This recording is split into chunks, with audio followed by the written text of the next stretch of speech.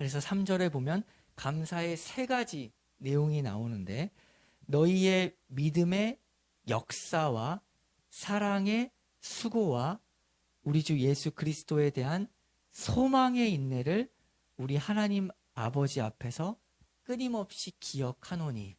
감사의 세 가지 내용은 데살로니가 교회가 믿음, 그리고 사랑, 그리고 소망을 가지고 있는데, 그것이 열매를 어떻게 맺었는가?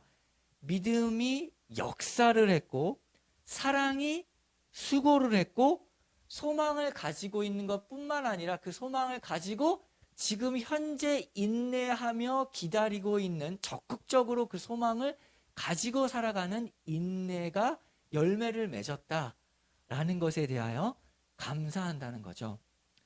믿음과 소망과 사랑, 이것은 항상 있을 것인데 그 중에 제일은 사랑이라 라는 바울의 이 선언이 이 데살로니가 교회에 이루어진 것입니다. 그래서 감사하는 것이죠. 이들의 신앙은 머릿속에서 생각하고 다만 머릿속에서만 왔다 갔다 하는 신앙이 아니라 움직였고 일했습니다. 믿음은 역사했고, 사랑은 수고했고, 소망은 인내를 낳았습니다. 적극적으로 일하는 믿음이었죠. 믿음의 역사라는 말을 우리가 생각해 봐야 됩니다. 여기서 믿음의 역사라는 것은 행위, 그리고 그 믿음이 표현되는 것을 말하죠. 야고보서에서는 그 믿음만으로 어떻게 아느냐, 열매가 있고 행위가 있어야 된다라는 것이죠. 믿음과 행위라는 것은 결국에는 동전의 양면과 같습니다. 보이는 믿음이 바로 행위인 것이죠.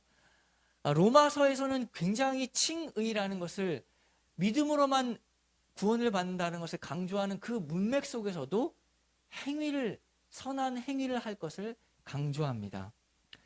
데살로니가 교회는 어떤 믿음의 일을 했냐면, 그 믿음의 일이 먼저 1장 8절에 보면 주의 말씀이 너희에게로부터 마게도냐와 아가야에만 들릴 뿐만 아니라 하나님을 향하는 너희 믿음의 소문이 각처에 퍼졌으므로 우리는 아무 말도 할 것이 없느니라. 그 믿음이 일해서 하나님의 복음이 유명해졌죠. 소문이 펴졌죠. 소문이 펼쳐졌죠. 그러니까 그 믿음의 역사한 것이 무엇이냐? 구체적으로 전도입니다. 복음이 전파되었습니다. 그것이 일이었고, 또 한 그 믿음의 일이 어떠한 일을 했냐면 타인에 대하여서 선한 행위로 또한 나타났고, 특별히 그 믿음이 어떻게 일했는가, 역사했는가, 그것은 혹독한 박해에서도 그리스도께 충성했습니다. 1장 6절을 보면 그 믿음이 어떻게 일했는가, 너희는 많은 환난 가운데에서 성령의 기쁨으로 말씀을 받아 우리와 주를 본받는 자가 되었다라고 하죠. 환난 가운데 있어서 그냥 무너져 버린 것이 아니라 환난을 뚫고 믿음으로 전진했다라는 것을 말합니다.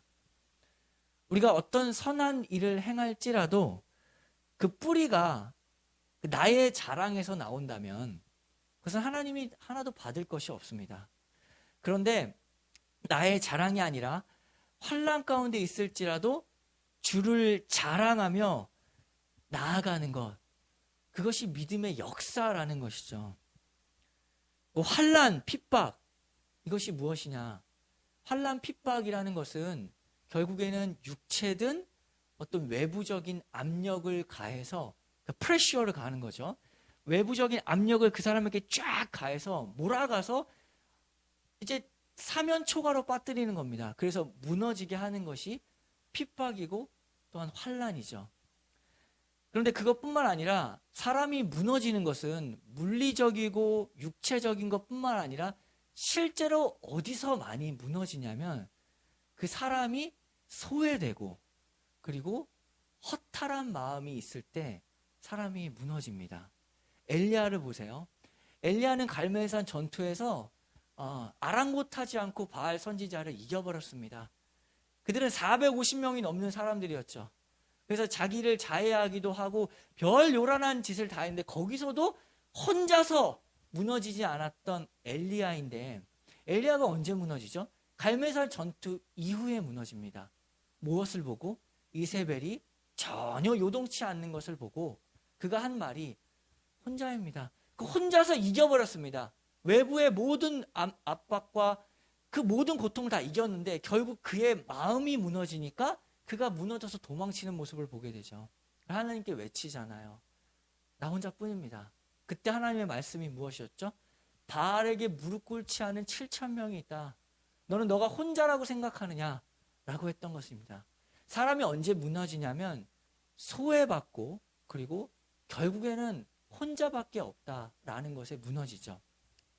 교회가 어떤 개척교회도 마찬가지고, 개척교회가 힘들어지고 어려워지는 것은 무슨 돈이 없어서 그리고 어떤 장소가 없어서라는 것은 원인은 될지만 결국에 진짜 무너지게 되는 것은 혼자만이라는 것입니다. 아무도 관심을 갖고 있지 않다라는 이 현실이 우리들의 마음을 어렵게 하는 것이고 교회의 마음을 어렵게 하는 것이죠.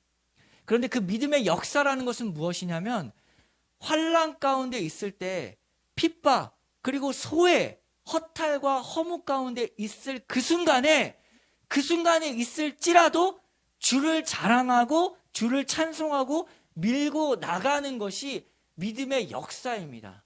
우리가 어제도 배웠죠. 새벽 이슬 같은 청년이라는 것은 이슬이 언제 맺혀지냐면 일교차가 심할 때 맺혀지죠. 온실 속에서 안 맺혀집니다. 결국에는 그 믿음은 언제 활동하는가? 환난, 핍박, 소외, 혼자, 외로움, 아무도 없을 때 그때 그 믿음이 생명력 있게 나타난다라는 것을 우리가 보게 되는 겁니다.